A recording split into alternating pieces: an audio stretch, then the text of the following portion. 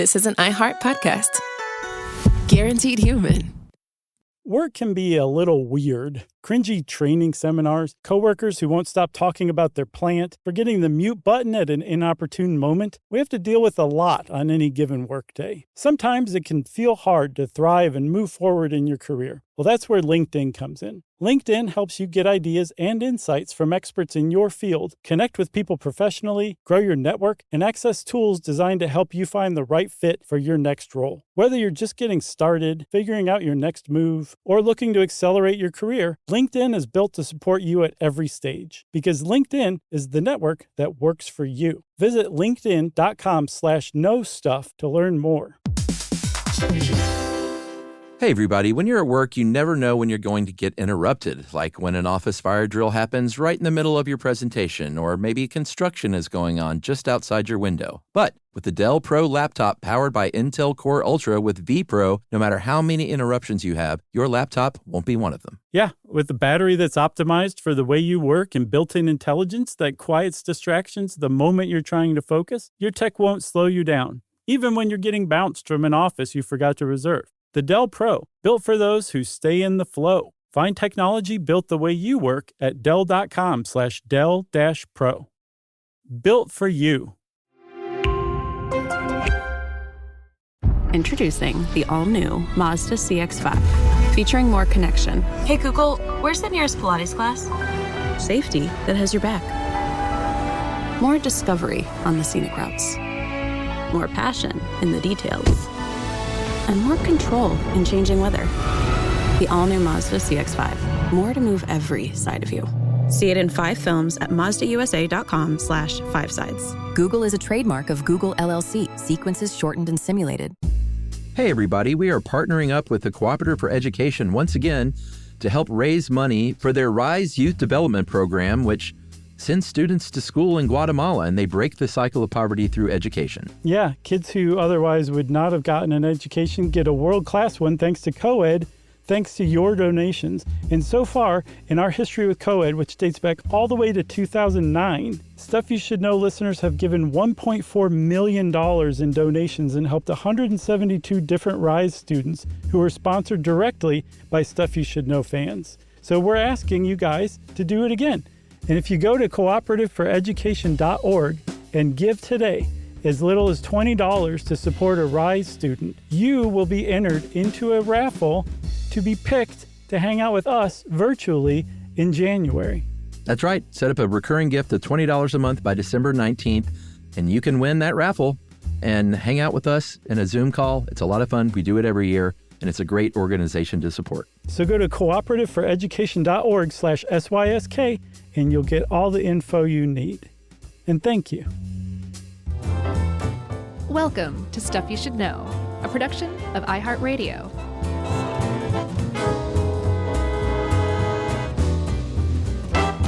Hey, and welcome to the podcast. I'm Josh, and there's Chuck, and it's just us. Jerry's on leave right now. She's having a little R&R, living it up in the South Seas, falling in love, spending a lot of time on the beach, writing people's names in the sand for money. Wow. I assume that's what she's doing. Oh, okay. She might also just be in New York. It's one of the two. Right. Well, she could write on a beach there. Jones Beach. I guess so, sure. Coney Island. I guess we should stop all the joking around, the horsing around, Chuck, because this is a very serious episode. So let's just end that now.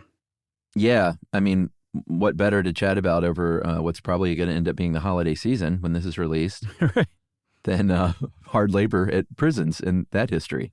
Yeah, because, I mean, if you think about prison labor, it's bad enough as it is. But when you really start to get into the nuts and bolts of it and all the loopholes that are abused and all of the ways that prisoners are actually treated in exchange for the labor, it's even worse than you would think, it turns out. Yeah, that's the good news. Right. Yeah, and we'll get into the bad news for sure. But the thing that I was a little surprised about from the outside is that I would have thought that this was ancient, like the Sumerians doing stuff like this. And it turns out, no. Sumerians forward all the way into the Enlightenment period in Europe just killed people. They hung you, or they cut your hand off, or they put you in the stocks. Maybe the stocks were a non-lethal form of punishment, and you would be ridiculed by your neighbors. And then a guy named Thomas More wrote a book called Utopia, and he said, there's a better way, people. There's an alternative to just killing people or cutting off their hands. What if we just put them to work? There's all sorts of benefits and upsides to this. And they said, well, what are they, Thomas More? And he said, let me tell you. I'm glad you asked. Yeah, he basically, I mean, and we'll see this over and over again. The point has sort of always been, one, it can, or really threefold. One, it can deter people from committing crime if they see somebody manual laboring for probably no money or very little money these days. Right.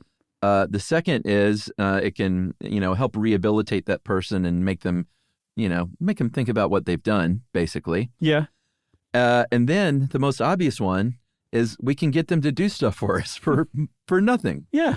Like, we can really use that labor, especially if you put a bunch of people together and make them work for free. You can get a lot of stuff done. And that is a fairly new form of punishment. It wasn't like immediately adopted after Thomas More wrote Utopia. He wrote it in the 16th century. Even into the American Revolution and beyond, there was not like a lot of government enforced punishment using prison labor. They were still crazy for the stocks. But there were things regarding the colonies that did have to do with punishment that did result in your labor. And that would be if you got into trouble, say in England, you would be sentenced to transportation, either Australia or the United States, maybe even Canada if you were lucky. And I think 60,000 people before the American Revolution, while America was British colonies or were British colonies, were sentenced to transportation and showed up there and said, okay, what do you want me to do? I'm here to work. Yeah, well, I doubt if they said that. They were probably more told that, but they were known as the King's Passengers. Mm-hmm. And they, the colonies, the people in the colonies, they weren't that wild about this. They were worried about, sending convicted criminals here, obviously. But most of these criminals were, maybe not petty crimes, but pretty minor crimes, maybe theft, maybe vagrancy. Depending on what the laws were and whatever weird English village you lived, you might have committed a crime against one of those. But they weren't sending over generally to the colonies, that is, like the worst of the worst. Right. If you were a plantation owner or if you were an employer that maybe was near a prison, you were pretty psyched because that was very cheap, meaning usually free labor compared to what it cost to, trade in the enslaved African market. Yeah, and we should say this early indentured servitude is what they called it.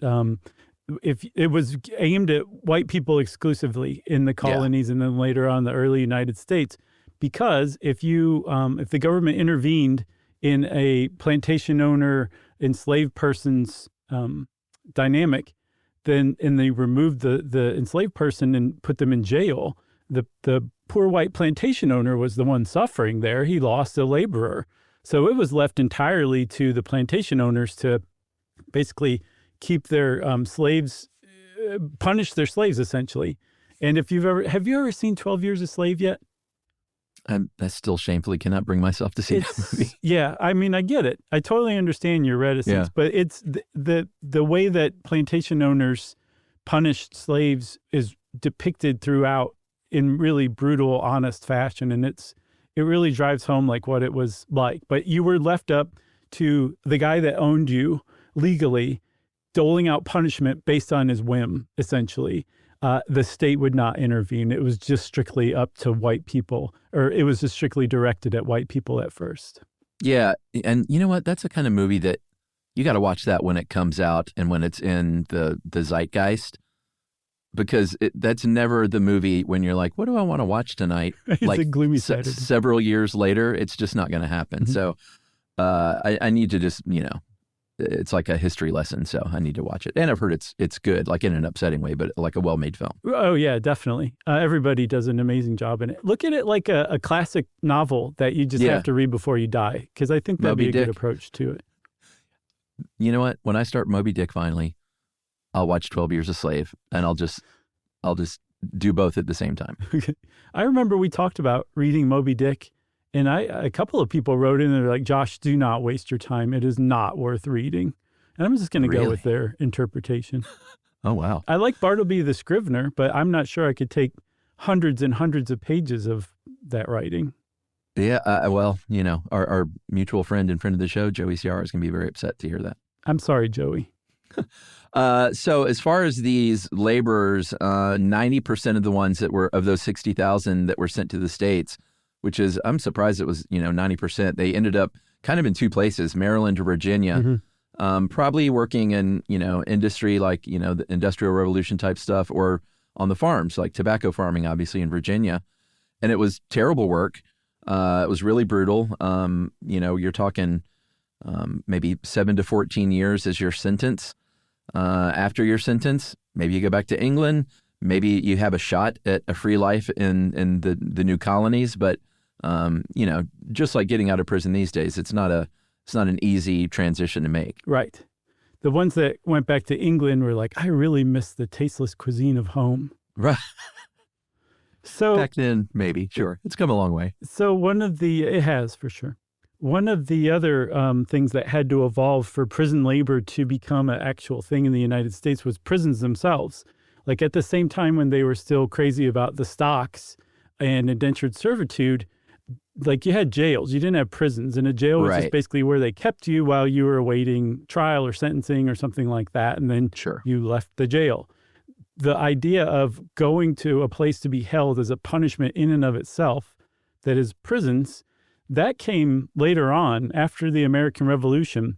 I think it was the Quakers that came up with the idea of the penitentiary, which was meant to give you quiet time to reflect on what terrible things you'd done and hopefully find God and come out of it a better person. And of course, it's not how it worked out. But very quickly after penitentiaries became a thing, prison labor became a thing in really short order, actually, like decades, maybe. Yeah, and I never thought about the root word penitent for penitentiaries. It was sort of one of those things where I was today years old, Yeah, but I mean, like it's just so easy to look right past it. It's its own thing. Yeah, for sure. But yeah, redemptive suffering is what they called it, and that was a big part of being in prison and committing, not committing to hard labor, like being committed to hard labor. Mm-hmm.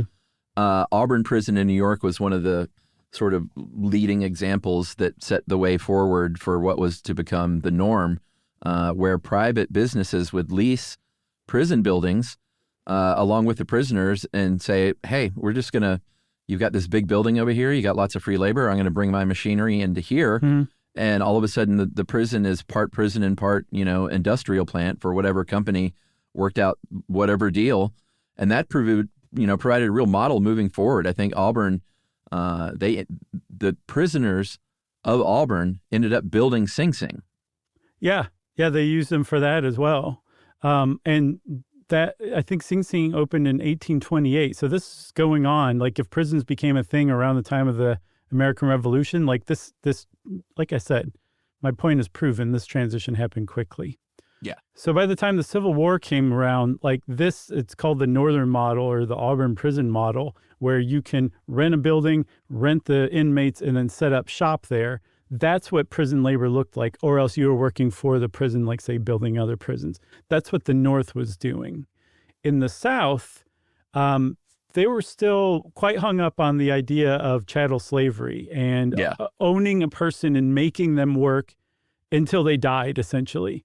That was something that was really ingrained in the culture and was not an easy thing to give up, despite having lost the Civil War and the 13th Amendment being passed. And I know you've seen 13th, the Ava DuVernay documentary. I have seen that. That's a great one, too. That's one of those like life-changing, perspective-changing, eye-opening type documentaries. Yeah, and even if I hadn't seen it, I would lie to your face right now. Okay. And all of our listeners, because there's no way you're going to double shame me. Well, how about this? But I did see it. If you are lying right now and you go look for it, do not be confused by the documentary 13th that came out in 2025. Yeah, which different is about thing. It's about the high-pressure student exams in India. Yeah. Well, I mean, I'm sure that's upsetting too. I'm sure. But the 13th Amendment is kind of what we're talking about here. And that's not only abolished slavery, It abolished involuntary servitude of all kinds, except one tiny provision, one little loophole that said that if you're a convicted prisoner, you can be punished with slave labor. That's okay. And not only was it okay, it's enshrined in the Constitution that slave labor is legal in prisons. Yeah. And, it's one of those things where it's hard to go back and imagine what the original framers intended. But I think most people agree that they didn't intend to just have, enslavement in another name, basically. Right. Whereas that's basically what happened for a long, long time, through the loophole. And, you mentioned loopholes at the beginning. There's been a lot of loopholes over the year. And anytime there's a loophole, somebody's going to exploit it, like for greedy purposes. Yeah. Free labor. I saw that the reason that they included it in that amendment was because it was just such a no-brainer that you would want the ability to perform hard labor rather than just being punished in other ways, that it was just an accepted thing. That, the loophole wasn't meant to be there. But in the South, almost immediately, they put that to use. We did an episode on the Black Codes back in January of 2022. Yeah. Another very eye-opening topic. And those only lasted like a year or two. And it was basically they criminalized being a free Black person in the South. Yeah. And so they could pick you up and they could arrest you with something. If you couldn't prove on the spot that, say, you had a job, you'd be arrested for vagrancy. You'd be taken to jail. And then you could be leased out as a slave to a local plantation owner doing the work you were doing before you were freed by the 13th Amendment, legally because of that loophole in the 13th Amendment. Yeah, maybe to the same plantation where you were previously held. Right. Yeah, a lot of times. That's a great episode. People should go back and listen to that, too. Agreed. The Black Codes went away with the Civil Rights Act of 1866. And the 14th Amendment, which was ratified in 1868, made equal rights and protections, the law everywhere, basically.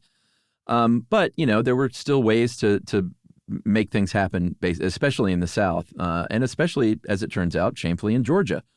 Georgia kind of led the way. In 1868, there was a provisional governor named Thomas Ruger, and he leased, this is when the big sort of prisoner trade started, where they were leasing prisoners to different states, kind of back and forth. Like, hey, you've got a farm in your state that needs like a crop tended to. Well, let me lease you some prisoners from our state. And Georgia led the way early on with 100 Black prisoners being leased to William Fort of the Georgia and Alabama Railroad for $2,500. So that's $25 a prisoner, right? But here's the thing. It's like, hey, you're paying us to lease these prisoners to you. So now not only are we getting money for that, but now they're your responsibility. But your responsibility didn't really mean anything. Like 16 of those prisoners died in the first year. And as you'll see, a story that, is going to be repeated over and over.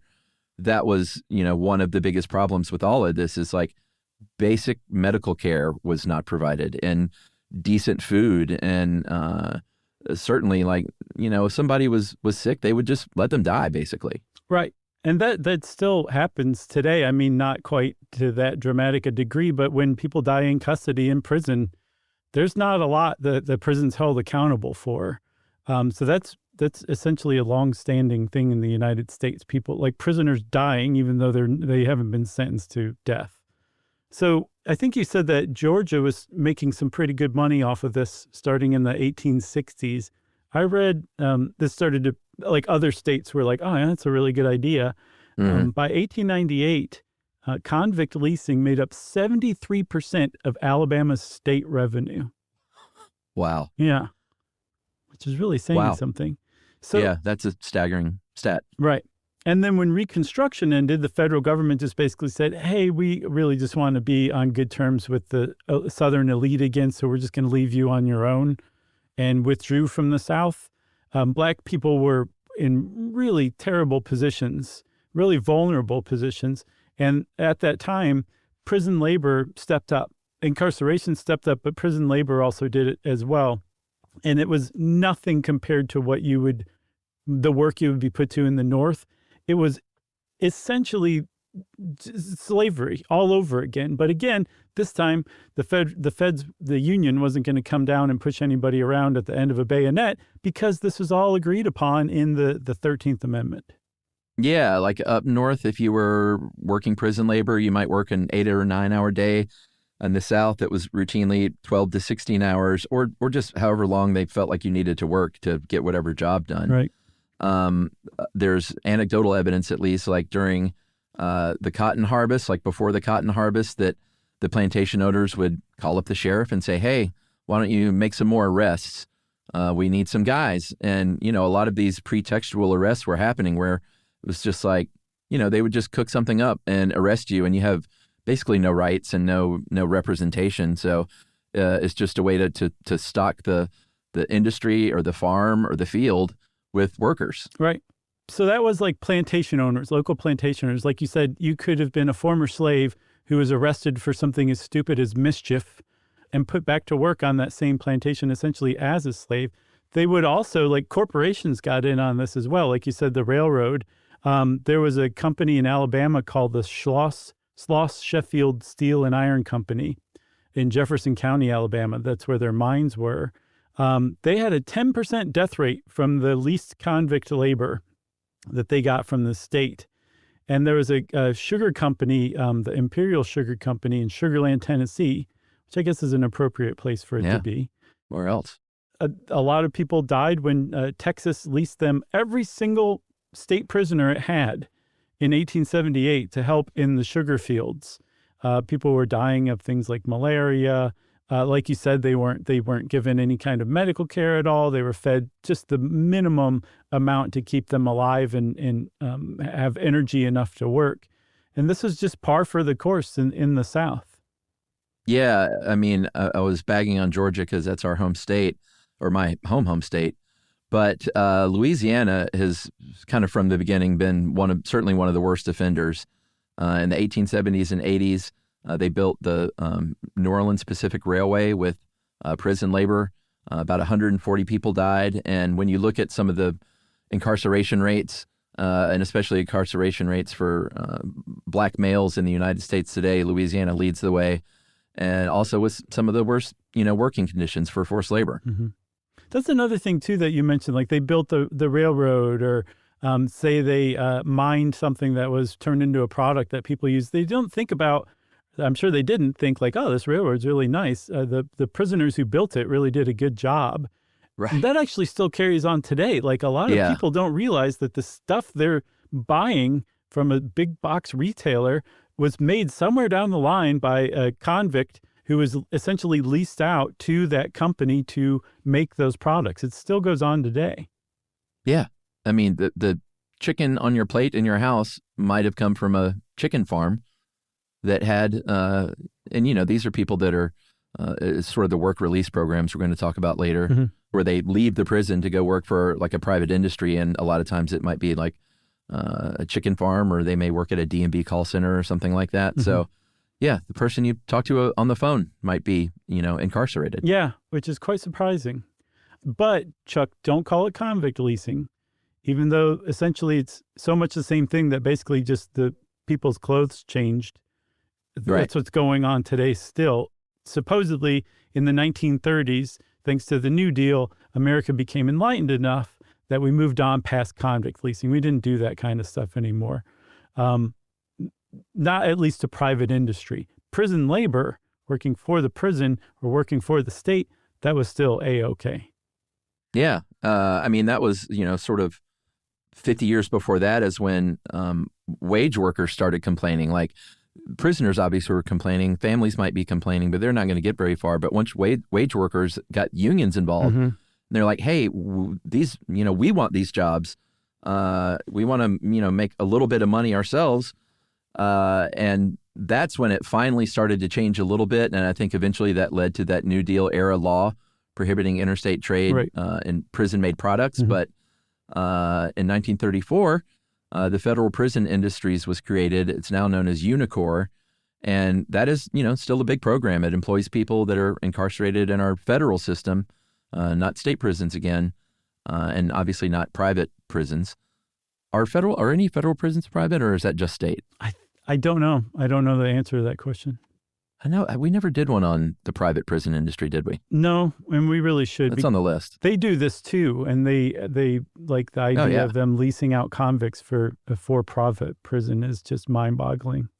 Yeah, for sure. But yeah, and with Unicor, they're making things for the federal government, like a lot of times, military fatigues or furniture, stuff like that. Right. Yeah. Yeah. And if you are a government agency, you have to go to Unicor first to see if they have what you want. Then you order for them then. And so even still today, like companies complain like these guys, it's unfair competition. They have like unpaid labor making these products so they can sell it for whatever. And the feds are basically like, we can't hear you. Should we take a break? I think so. Yeah. I mean, since the feds can't hear us. Yeah, right. We might as well. We might as well. All right. We'll be right back with more on prison labor.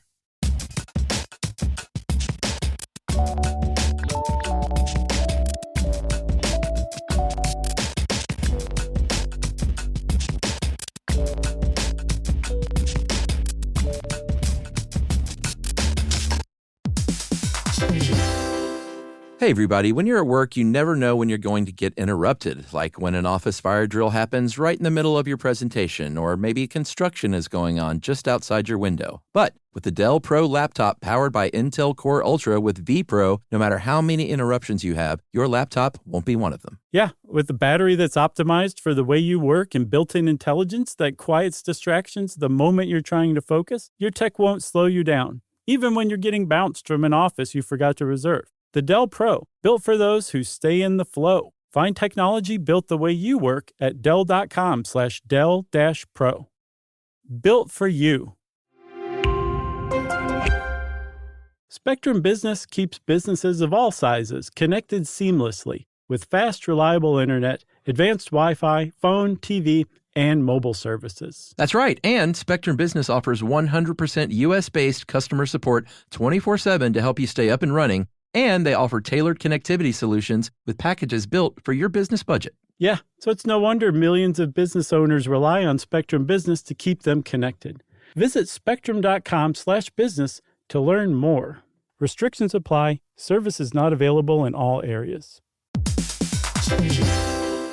If you own a home, you already know stuff breaks. It's not if, it's when. And somehow it's always like the AC in July. Or the fridge right after you go to the grocery store. That's why you always hear people say they don't make appliances like they used to, because it's kind of true. That's right. Good thing there's American Home Shield. With an AHS home warranty, they can help fix major home systems and appliance breakdowns like your AC, plumbing, or fridge. And if they can't repair your covered item, they'll replace it, no matter how old it is. And that's huge because fixing an AC can cost a lot. Like, hey kids, our vacation is canceled a lot. Plus, as a benefit to select plans, you can get real-time video help from live repair experts to troubleshoot home hassles at no extra cost. Listen, everybody, home ownership is already stressful enough. No need to upset your wallet. So check out American Home Shield now and get 20% off any plan at ahs.com/SYSK and see promo details. See ahs.com/contracts for coverage details, including service fees, limitations, and exclusions. American Home Shield. Don't worry, be warranty.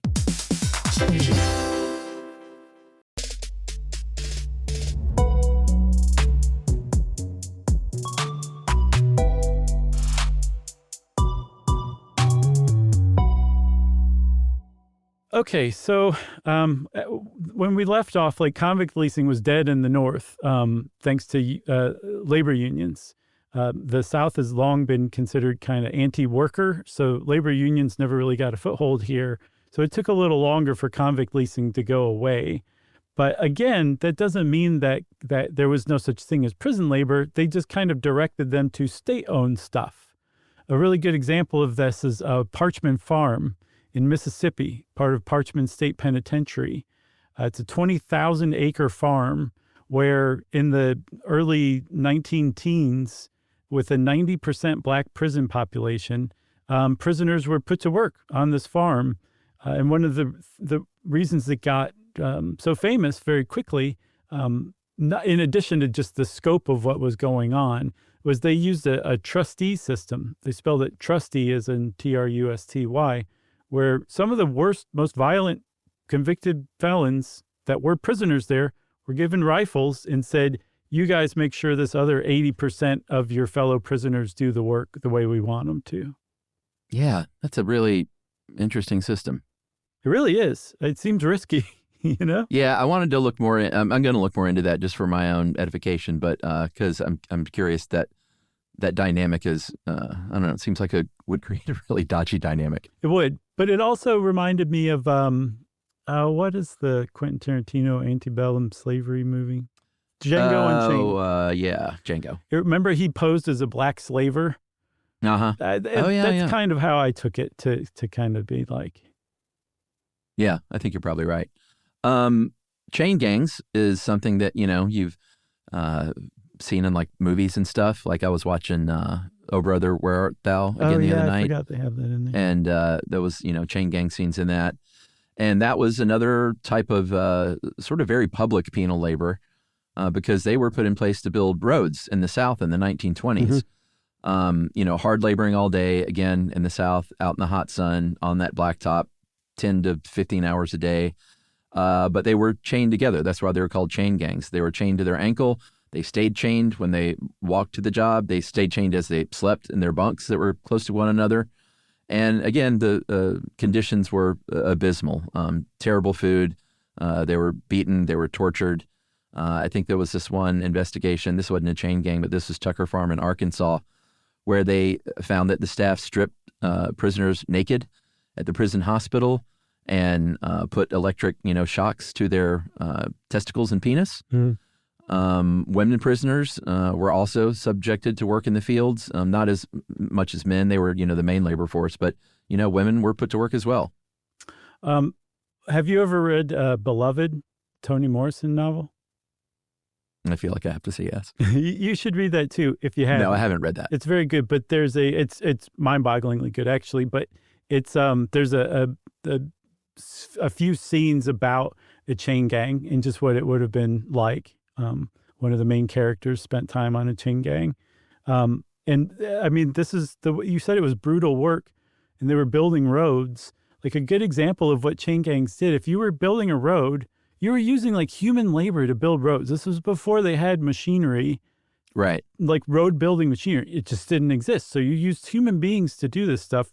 If you ran into, say in Georgia, and you were building a state road, if you ran into a chunk of Stone Mountain that was popping up out of the ground where you wanted your road to go, well, you would just set a bunch of convicts to work on it with sledgehammers, and eventually they're going to wear it down to nothing if you give them long enough and work them hard enough.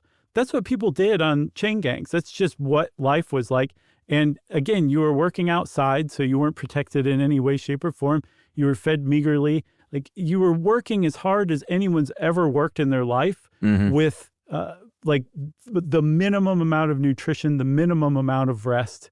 And if you put all that together, especially if you think about it accumulating, it's a brutal, brutal form of prison labor. Yeah. And I mean, and it was a racist framework. I know we're talking a lot about the racism involved. There were white labor camps and stuff like that, of course, too. Sometimes they look like Paul Newman even. Yeah. But it was very much a racist framework wherein the threat of violence, the threat of torture, they felt was like a necessary component to, quote unquote, keeping guys in line.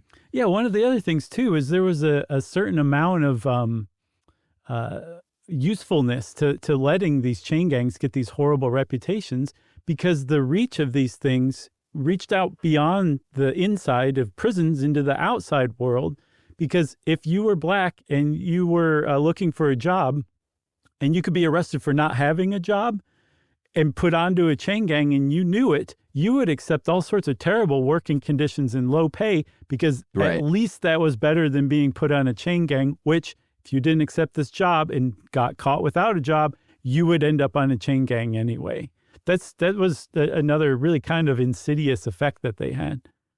Yeah, but, it's not like this kind of thing was being, there were no exposés being written in newspapers about chain gangs. You might drive by one, and that's how you knew they existed. But little by little, what went on with these chain gangs started to kind of leak out, especially all over the South. There are a couple of famous examples. In 1932, there was a white Northern veteran who is a convict, obviously, named Robert Burns. He published a book called I Am a Fugitive from a Georgia Chain Gang, exclamation point. That's why I read it that way. That kind of got the word out a little bit. There was a movie adaptation. Have you seen that? I haven't seen it. Have you? Yeah. Really? Yeah, it's really, yeah, for some reason, I don't know where Yumi found out about it, but she was one of her well-liked movies. I don't want to say it's one of her favorite, but she showed it to me. And it What year was that? The movie? Yeah. I thought you were asking when I saw it. 1932, I believe, or 1935, something like that. I don't watch a lot of movies from that era. But Chuck, you should. This one, it has 8.2 on IMDb, and that's a pretty high rating. It's really good. It's a good movie. Well, in 1947, some more news leaked out when a black civil rights activist named Bayard Rustin, and I know we've talked about Bayard Rustin before. He was on a chain gang in North Carolina after being arrested for civil disobedience. And a series of articles that he wrote came out in the New York Post. Did you read those? I read snippets from it just to sort of get an idea. Oh, I was just kidding. Oh, no. I looked into some of it, but I didn't sit around and read them. Yeah, I got you. Yeah, no, I was just trying to get you again. I got you. But the 50s and 60s, because of the New York Post and because of that movie that Yumi loves came out, 50s and 60s is kind of when chain gangs basically went away. Although, if you lived in Maricopa County, Arizona in the 90s, they tried pretty hard. What was that guy's name? The sheriff there? Joe Arpaio. Yeah, I'm not sure how you pronounce it, but he made big news a lot. Yeah. And he was one of the guys trying to push for the reinstatement of the chain gangs. Did not happen, though, because, again, America lost its taste for chain gangs in the first half of the 20th century, and the idea of bringing them back was not something that you would want to do. Even beyond that, not bringing back the chain gangs, prison labor got to be more and more, or I should say less and less brutal. How about that? Because the other way I could have put it is more and more less brutal, and that just doesn't make sense. Well, we took a late break, so it wasn't too long ago, but I feel like we should go ahead and get our second one under our belt. Okay. All right, we'll be right back and talk about the modern era of mass incarceration.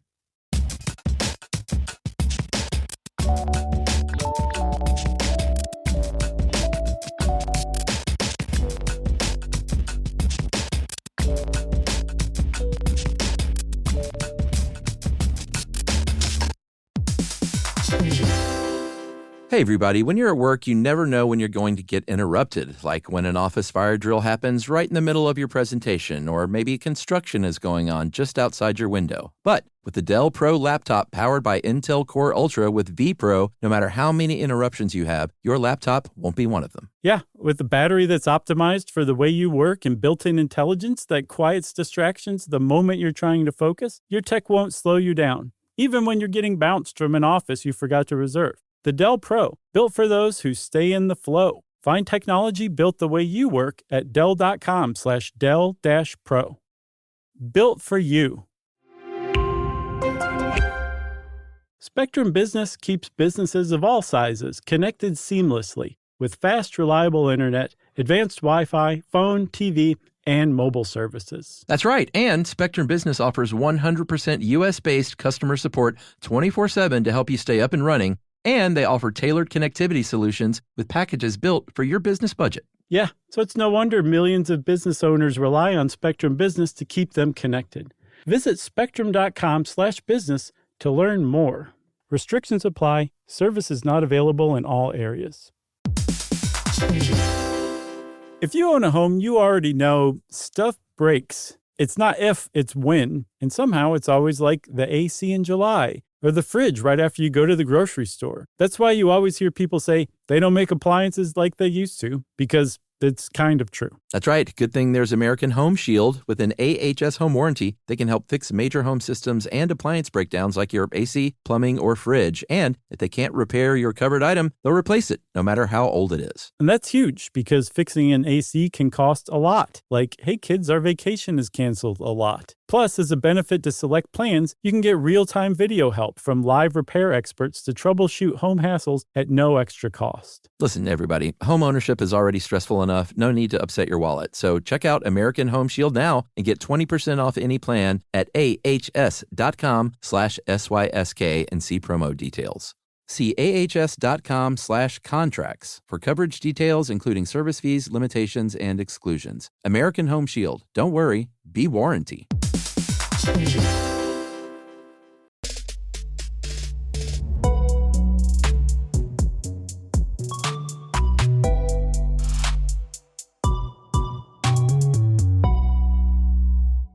All right.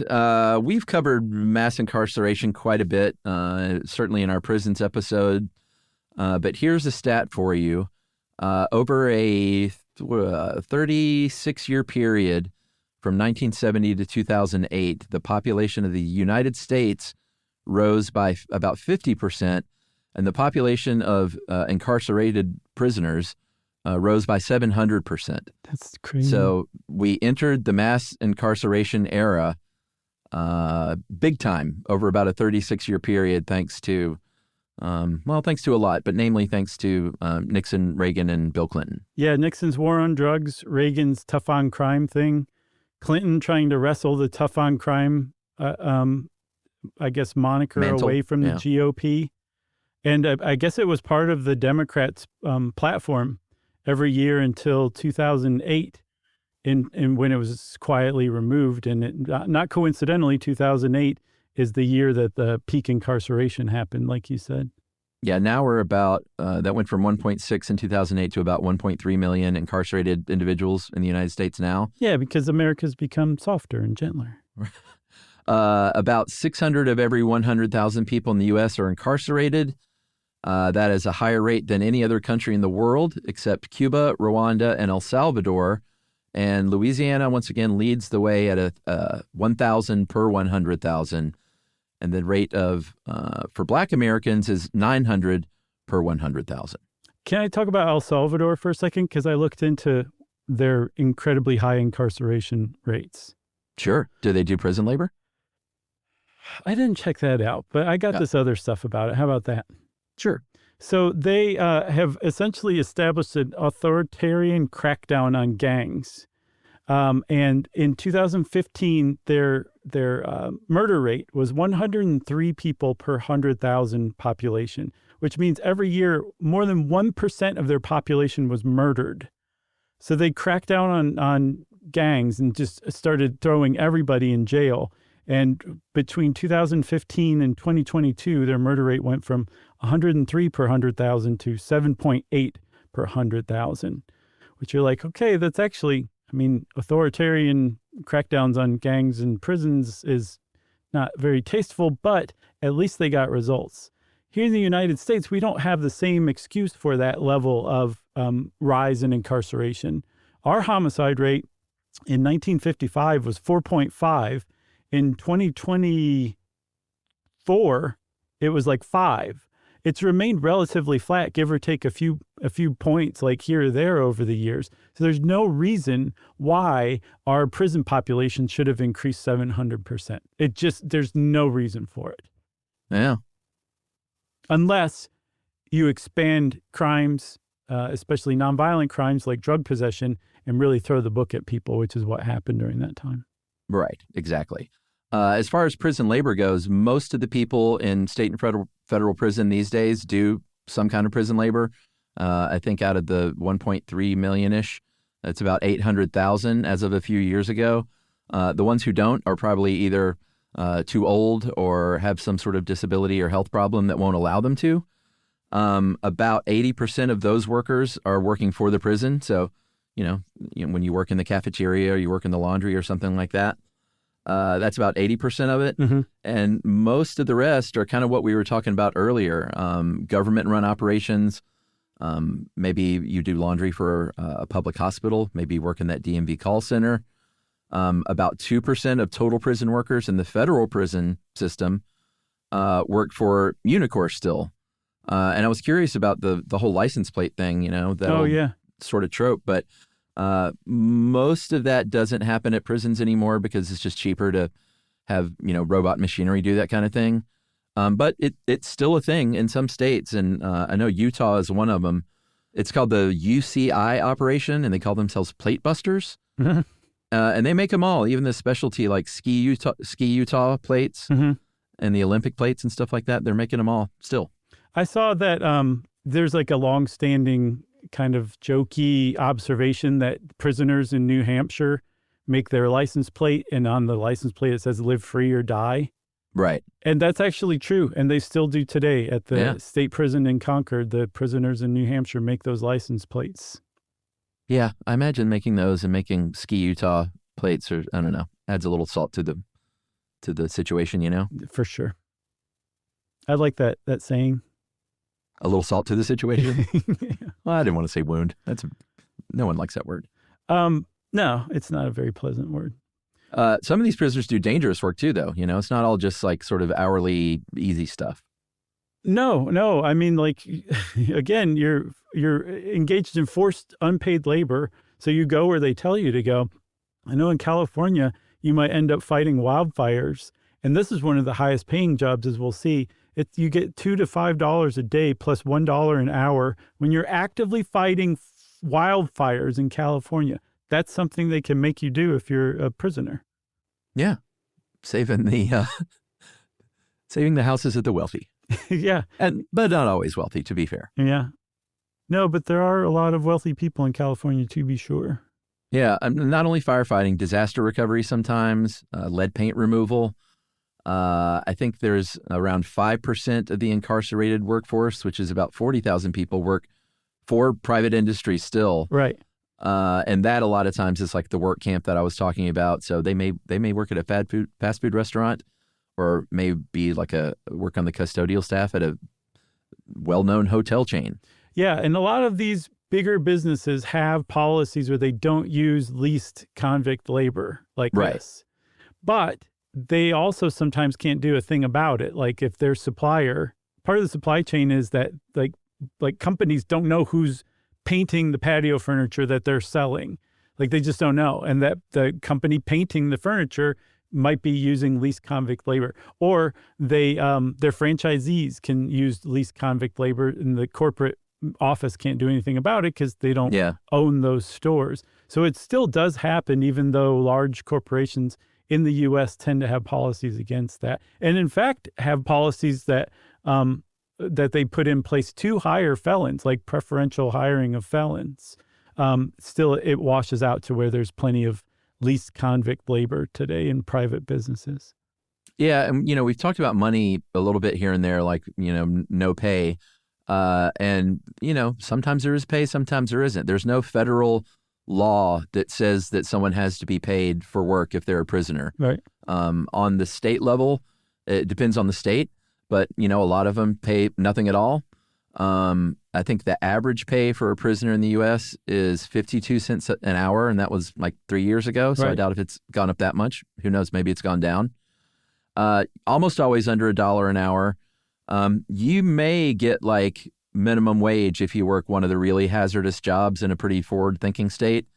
But then the prison can turn around and say, yeah, but we're going to take most of that paycheck to cover like room and board, or maybe to provide restitution to your victims if it was a financial thing. Exactly. So like even if you're off making federal minimum wage at KFC as a prisoner, as part of your prison labor, you're ending up with pennies on the dollar per hour after they deduct all that stuff from you. So that's why that average for all prison workers is 52 cents an hour, because they deduct so many things. That's why it's essentially convict leasing. That person goes out, works, they get paid, and the prison says, we're taking this X amount of your pay for our own use.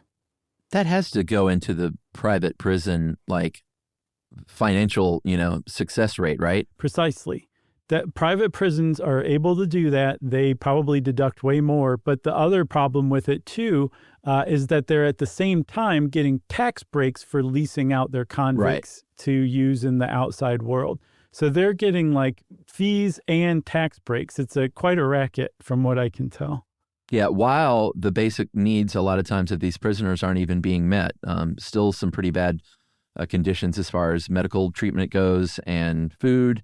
I think Olivia helped us with this. She did a great job, but she found one woman named Carla Simmons who is an incarcerated in a woman's prison, and she wrote last year, and this is right here in Georgia, that prisoners aren't paid, and she said the food is so bad that people try to get work assignments where they can dig through the trash to eat the guards' meals, like the portions that they threw away. Good God. In 2024. Yeah. One of the other things, too, is that, people point to this and say, like, okay, yes, we agree that prison labor is in and of itself a good thing. Like Thomas More was right. Like there is redemption in labor. So we're not saying do away with it, but it needs a lot of reforms. These are the people who are like, reform-minded about the whole thing. There's basically no one saying we should do away with prison labor, but they say it should be the kind of labor that's going to help them get jobs on the outside where they learn valuable skills. They should be paid fairly, federal minimum wage at least for the labor that they're doing. And they should also get protections that any worker gets in the United States. This to me is mind-blowing. We have workers' protections out the yin-yang here in the U.S. We have OSHA, we have the Fair Labor Standards Act. All of these are meant to protect workers physically from injury and also protect them from being screwed over by their employers. And court after court after court has ruled that prison laborers do not count for these protections. They're not classified as employees because, as I saw it put, the prison owns the prisoner's labor. The laborer doesn't own their own labor. So how can an employee be in that situation? They can't, therefore they don't get any of these protections. Yeah, there was a lawsuit brought in Alabama in 2024 that was dismissed because they basically were like, oh, this isn't forced labor. These are mandatory chores. So it's just like, depends on what you want to call it, I guess. In 2021, there's a international anti-slavery nonprofit called Walk Free in Australia who produces what's called the Global Slavery Index. And the United States is one of 17 countries that use state-imposed forced labor, along with China and Russia and some other places.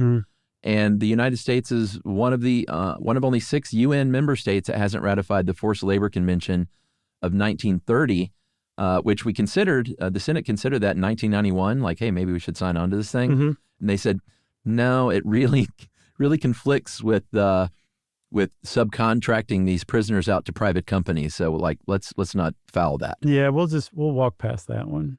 Yeah. And like I think you mentioned Europe and the UN. There's in Europe, essentially the way that they treat prison labor is what I was saying that in the U.S. prison labor reform people are calling for. Right. And you mentioned Alabama in that lawsuit about mandatory chores, not prison labor. Mm-hmm. The reason that lawsuit even came up is because Alabama, surprisingly, is one of 7 states that in the last few years has passed in their state constitution a ban on prison labor. You're not allowed to. You can't force prisoners to work. You can use prison labor, but you have to pay them, and you can't coerce them with punishments. Right. Some of the punishments that prisoners face if they refuse to work, they might be transferred to a higher security prison, which is not what you want to happen to you. Their family visits may get cut. There's all sorts of punishments that can be meted out legally, except in these states under their constitution. But like you said, that lawsuit where they were like, this isn't involuntary servitude, it's mandatory chores. Yeah. They don't have any teeth right now. Yeah, Tennessee was in there too, sort of surprising, in Nebraska. Mm-hmm. Here's, finally some numbers for you. And I love it when they kind of put numbers like this, which is like, hey, if you actually spent this in the long run, it would be better for everybody. Right. I love those stats. And this is one of those. Incarcerated workers saves prisons about $15 billion a year. Man. And produces another $2 billion in goods and services. And so the Edgeworth Economics group did a study, a cost-benefit analysis last year, and found that, hey, if they actually use that money to pay incarcerated workers like an okay wage, like maybe even just minimum wage, mm-hmm. It would reduce the burden on families to send money, which they don't have a lot of money to begin with. Right. Maybe they could pay child support from prison and improve their earnings like once they get out. And so they did the math and they found out in the end, every dollar spent on prisoners' wages would add up to a society-wide return of $2.40 to $3.16. Man, it's pretty good ROI just for paying prisoners. I know. I can't think of any better way to end this one. Can you? I got nothing else. I thought I heard you drop your mic even. No, it's still up. Okay. Well, since Chuck said his mic's still good to go, I guess it's time for listener mail. It's hard to drop the mic in the studio because you got to unscrew it. No. I've got like a windscreen. 2 things have to get unplugged. And by that time, everyone's left the room, you know. They gave you a windscreen? I didn't get a windscreen. I bought my own. I brought this from home. So who is this from? This is from Kimberly. Mm-hmm. Hey guys, thanks for keeping me company on long work trips, during chores, and throughout my day-to-day life. I feel like I'm listening to old friends, like a lot of people have said before. I appreciate how my worldview is challenged and enlightened when I listen to the show. My weekly trivia team also appreciates how I can answer some of the most random questions, thanks to the random facts. And Kimberly sent in a great recommendation, how crowds work. I'd love to know more about how humans move through crowds. How do we manage to avoid bumping into each other at airports, stadiums, and other crowded places? That's a great one. How do we avoid crowd crushes? I feel like we touched on that, no? We have on our Black Friday episode and a couple others. Yes. We've talked about crowd crushes. Yeah, I think maybe just crowds would be a pretty good idea, Yeah. Kimberly. We could work in standing in line, where that came from. Is that do people do that? I don't stand in lines. No, a lot of people do, surprisingly. Oh, boy. And wait for their turn, I think is what they call it, their turn. I'm a line jumper. You know, people love those guys. Yeah, right. The key is to just not pay attention to anyone behind you. Pretend like they're not there. I had a guy at the airport recently, and, you know, boarding an airplane in the United States is just one of the worst things that can happen, especially after I've seen how they do it in Australia, which is to say civil and friendly. And this guy was standing behind us, me and Emily and Ruby, like in the line, really, to get on, not the crowd that goes before they announce it. And he just like all of a sudden just walked right around us and jumped in front, or tried to. And I like sort of just bodied up a little bit. Yeah. And you want to see an incensed human is, I don't know if it's all 10-year-olds, but my daughter, when someone tries to jump a line, she was furious. Did you see that guy? He tried to break in line. It was like almost no worse offense at that age. Was he in earshot? Did he hear her say that? Well, I don't think so, but I repeated it loudly so Emily could hear. Nice. I said, did you hear what Ruby just said? Nice. She's calling out this guy behind us. Man, why would you do that? I don't know. It's just, I don't know, Josh. I mean, I get the drive to get on board as fast as possible to get some overhead space so they don't check your carry-on bag, because that's all you have. And you don't want to stand around waiting for it because you got to get out of the airport as soon as possible. But you still don't walk around people that you're in line behind. I know. And we were in that sort of, you know, they do zones now. I think we were zone 1 or 2. So it wasn't like we were at the back of the plane and it was going to be dog eat dog for that space. Yeah. Maybe he just could not wait to get some pretzels. Ugh. The mustard. Anyway, ones. sorry. Rant over. Was that the end of Kimberly's email too? Yeah. Great idea, Kimberly. I think we will do one on crowds eventually. And we will try like heck to remember to credit you with the idea because it was 100% yours. That's right. If you want to be like Kimberly and give us a great idea, we love that kind of thing. You can send it off to stuffpodcast@iheartradio.com.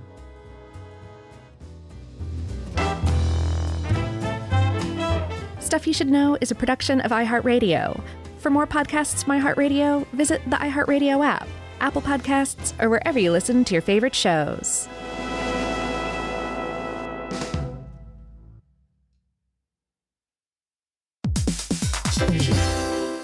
Hey, quick question for the parents listening right now. When's the last time your kid asked for something and you actually felt good saying yes? Because lately, a lot of families have been hearing the same thing. Can I have Lingo Kids, please? And here's the thing. Lingo Kids is the #1 entertainment platform for young kids with more than 4,000 interactive games, songs, and shows. Astronauts, wild animals, superheroes, dinosaurs. It's literally everything kids love all in one place. So when they ask for it, you can actually feel good saying yes. Download Lingo Kids for free and start exploring today, or unlock even more amazing content with Lingo Kids Plus. And if you go with the yearly plan, you can save up to 60%. Just search Lingo Kids in the App Store or Google Play. Lingo Kids, everything kids love.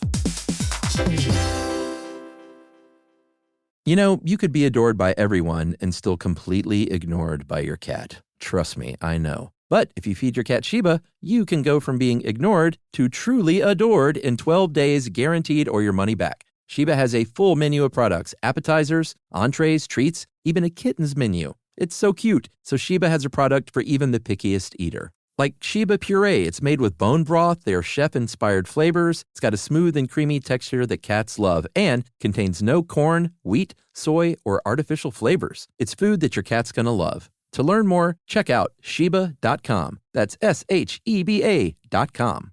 Introducing the all-new Mazda CX-5, featuring more connection, Hey Google, where's the nearest Pilates class?